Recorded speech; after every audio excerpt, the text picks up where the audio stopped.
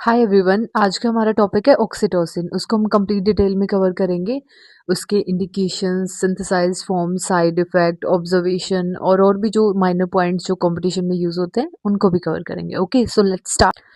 Oxytocin क्या है? एक क्रूशियल हार्मोन भी है और न्यूरोट्रांसमीटर भी है, जिसको हम लव हार्मोन के नाम से जानते हैं, क्योंकि ये जो बच्चा होता है और मदर होती है उसके बीच बॉन्डिंग बनाने का काम भी करता है, इसलिए इसको लव हार्मोन बोलते हैं। ठीक है।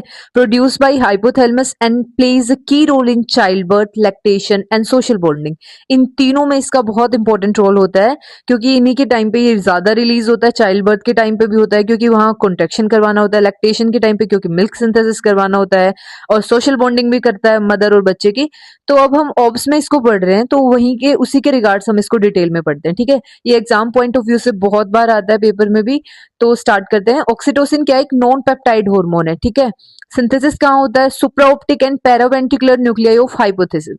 तो हाइपोथैलेमस में सिर्फ ये सिंथेसिस हो रहा है, लेकिन एक्सोन्स के थ्रू इसको ट्रांसफर कर दिया जाता है पोस्टीरियर पिट्यूटरी में। वहीं पे ये स्टोर होता है और वहीं से ये रिलीज होता है। तो आपको क्वेश्चन में अगर 1 मार्क में कभी आता है इन फ्यूचर, तो ध्यान रखना स्टोर पूछ रहा है या सिंथेसाइज पूछ रहा है या रिलीज पूछ रहा है। फिर आता है इसका mode of action. It acts through G protein couple receptor and voltage mediated calcium channels to initiate myometrial contractions. जो हमारी मायोमेट्रियम होती है उसके ऊपर ये चैनल्स होते हैं, जी प्रोटीन कपल रिसेप्टर्स और ये वोल्टेज मीडिएटेड कैल्शियम चैनल्स, इन्हीं को ये इनिशिएट करता है। और इसी से जो हमारी मायोमेट्रियम है वो कॉन्ट्रैक्ट होना शुरू करती है, जिससे लेबर शुरू होता है। और ये ऑक्सीटोसिन का मेन वर्क होता है। फिर आती है इसकी प्रिपरेशंस यूज। अलग अलग फॉर्म में यूज होता है। सिंथेटिक ऑक्सीटोसिन भी होता है, जो सबसे ज्यादा यूज होता है। ये 1 ml के अंदर 5 इंटरनेशनल यूनिट होती है। यूजुअली डॉक्टर ऐसे बोलता है 2 ml डाल दो, तो आपको पता होना चाहिए कि हमें 10 इंटरनेशनल यूनिट उसके एनएस में या आरएल में डालना है। फिर आता है सिंटोमेट्रिन। फिर ये कॉम्बिनेशन होता है सिंटोसिनॉन 5 यूनिट्स प्लस इर्गोमेट्रिन। जो सिंथेटिक ऑक्सीटोसिन होता है उसी का दूसरा नाम होता है सिंटोसिनॉन। ठीक है। थर्ड प्रिपरेशन है डेसअमीनो ऑक्सीटोसिन। ये भी बक्कल टेबलेट के तौर पे यूज होता है, ज्यादा यूज नहीं होता। यूजुअली आईएम या आईवी सोल्यूबल फॉर्म में दिया जाता है। डायरेक्ट नहीं देना आईवी पुश, उसको 500 ml एनएस या आरएल में डाल के दिया जाता है। ठीक है। तो ये बक्कल टैबलेट की फॉर्म में आता है। फिर आता है ऑक्सीटोसिन नेजल सॉल्यूशन। ये कंटेनिंग 40 यूनिट्स पर एमएल। यूजुअली बहुत कम यूज होता है, लेकिन इस फॉर्म में भी मिलता है, तो ये सिर्फ बताना मेरा मोटो था। अब आते हैं इंडिकेशंस। या तो आप ऐसे करके आओ, क्योंकि पेपर के एग्जामिनर नंबर भी देगा और अच्छा भी लगेगा, कि 2 तरीके की इंडिकेशन होती है, थेरेप्यूटिक और डायग्नोस्टिक। थेरेप्यूटिक में प्रेगनेंसी, लेबर और परप्यूरियम। आप बता सकते हो प्रेगनेंसी में कैसे, क्योंकि ये कॉन्ट्रेक्शंस को इंड्यूस करवाएगा। लेबर में कैसे, एक्सेलरेट करेगा, जो लेबर है हमारा उसको फास्ट करेगा अगर किसी को कम कॉन्ट्रेक्शन आए। परप्यूरियम में कैसे, अगर कॉन्ट्रैक्ट करवा रहा है तो जो हमारी ब्लड वेसल होंगी वो भी सिकुड़ जाएंगी। परप्यूरियम में तो हमें क्या करना है, हमें उनको कोलैप्स ही करना है, ताकि क्या ना हो, पीपीएच ना हो। तो उधर भी काम आएगा। डायग्नोस्टिक टेस्ट में भी काम आता है, जो कॉन्ट्रेक्शन टेस्ट होता है और ऑक्सीटोसिन सेंसिटिविटी टेस्ट होता है, इनके अंदर भी ये काम आता है। ठीक है। फिर हम मूव ऑन करते हैं नेक्स्ट टॉपिक। इसके साथ आप इसको इस वे में भी करके आ सकते हो, कि अगर हम उसको बताएं कि की इंडिकेशन, सबसे पहले आता है इंड्यूसिंग लेबर, एंटीपार्टम। कुछ केसेस ऐसे होते हैं जिसमें हम लेबर स्टार्ट होने की वेट नहीं करते, हमें खुद से शुरू कराना होता है, क्योंकि हमें मदर की नॉर्मल डिलीवरी करानी। जैसे प्री एक्लेम्पशिया केस है, अगर मदर को डायबिटीज है या प्री मेच्योर रप्चर हो गई है जो उसकी मेम्ब्रेन, तो इन केसेस में हमें लेबर को इंड्यूस कराने के लिए क्या देना होता है? ऑक्सीटोसिन देना होता है, क्योंकि बच्चा सिग्नल नहीं भेज रहा या हमें पहले टाइम से डिलीवरी करानी है, तो उस टाइम पे हम ऑक्सीटोसिन से लेबर को इंड्यूस करा लेते हैं। फिर आती है स्ट्रेंथनिंग लेबर, मतलब ऑगमेंटेशन टू इम्प्रूव। कुछ मदर्स होती है जिनको कॉन्ट्रेक्शन बहुत वीक आती है या बहुत प्रोलॉन्ग लेबर हो जाता है, तो उस टाइम पे हम ऑगमेंटेशन करवाने के लिए क्या करते हैं? ऑक्सीटोसिन देते हैं।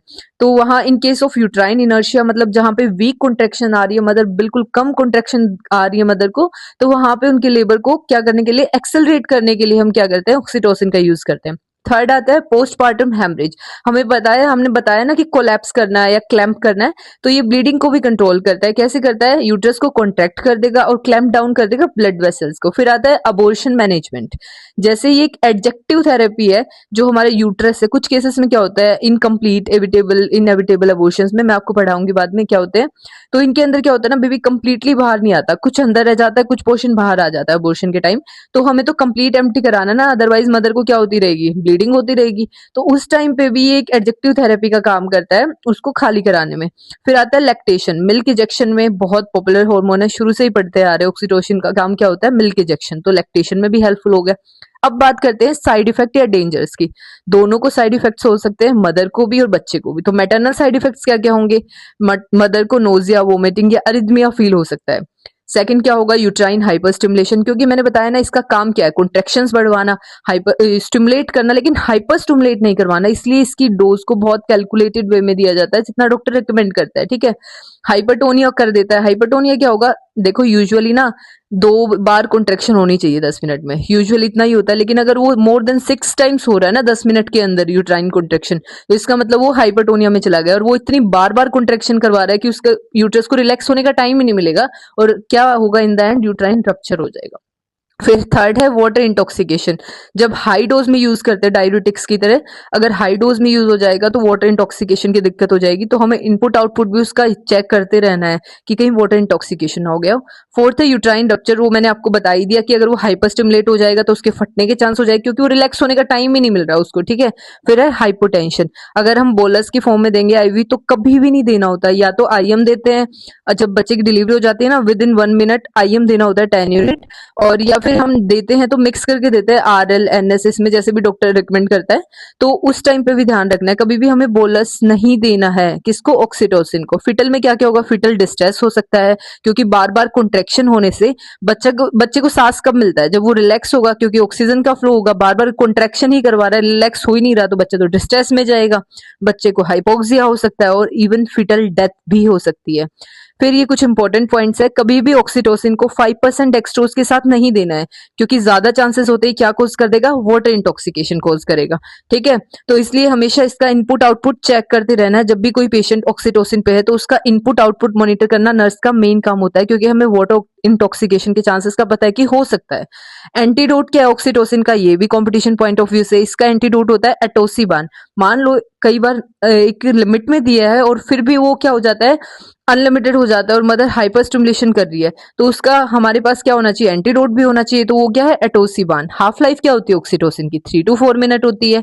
तो ये कुछ इंपॉर्टेंट पॉइंट ऑफ व्यू थे जो जरूरी है एग्जाम पॉइंट ऑफ व्यू से।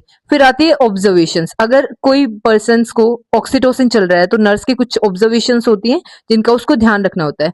जैसे क्या होता है, rate of flow of infusion, कि किस फ्लो से वो चल रहा है, डॉक्टर बताता है कि इस रेट से आपको चलाना है, इतनी यूनिट देना है, इतने एमएल में देना है, सब लिखता है डॉक्टर। तो आपको वो रेट ऑफ फ्लो का ध्यान रखना है कि कहीं पेशेंट ने खुद से तेज कम तो नहीं कर लिया, यूट्राइन कॉन्ट्रैक्शंस कितनी आ रही है, कहीं पेशेंट हाइपर स्टिमुलेट तो नहीं हो रहा उसका यूट्रस, तो उन चीजों का भी ध्यान रखना है, हमें ऑब्जर्व करना है। पीक इंट्रायूट्राइन प्रेशर, उसका जो इंट्रायूट्राइन प्रेशर कितना है वो भी मेजर करते रहना है, क्योंकि उसके रप्चर होने के चांसेस ज्यादा है। फीटल हार्ट मॉनिटरिंग मैंने बताया ना, अगर वो ज्यादा कॉन्ट्रैक्ट करेगा तो बेबी को क्या मिलेगा, हाइपोक्सिया में चला जाएगा, उसको सांस ही नहीं आएगा, तो बार बार उसकी फीटल हार्ट रेट जो है मॉनिटर करते रहना है। साथ में assessment of progress of labour, की लेबर कितना प्रोग्रेस कर रहा है, कहाँ तक पहुंचा है, तो उसका भी ध्यान रखना है। Okay, thank you.